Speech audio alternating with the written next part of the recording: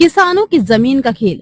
ये कहानी विकास की नहीं, ये कहानी है लूट की। ये कहानी है किसान की छीन ली गई जमीन की और उसे बेचकर मोटा मुनाफा कमाने वालों की। हरियाणा में जिन खेतों में कभी गेहूं लहलहाती थी, जहां किसान पसीना बहाता था, वो खेत अब कंक्रीट के जंगल बन गए हैं। किसानों से जमीन ली गई कहकर कि ये विकास के लिए है।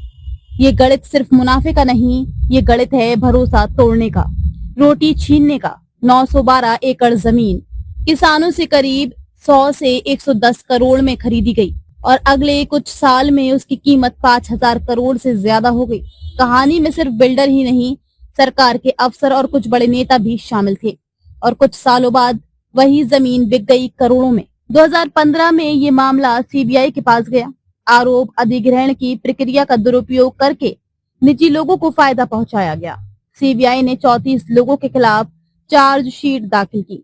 इनमें पूर्व सीएम भूपेंद्र सिंह हुड्डा और टाउन एंड कंट्री प्लानिंग के अफसर शामिल थे। 2018 में सुप्रीम कोर्ट ने भी कहा यह अधिग्रहण की आड़ में किसानों की जमीन हड़पने का मामला था। और हाँ, जिन किसानों की जमीन गई उनमें से कई आज भी मुआवजे के लिए लड़ रहे हैं। सरकार ने रोजगार और विकास का वादा किया था, लेकिन जमीन पर न फैक्ट्रियां आई न रोजगार।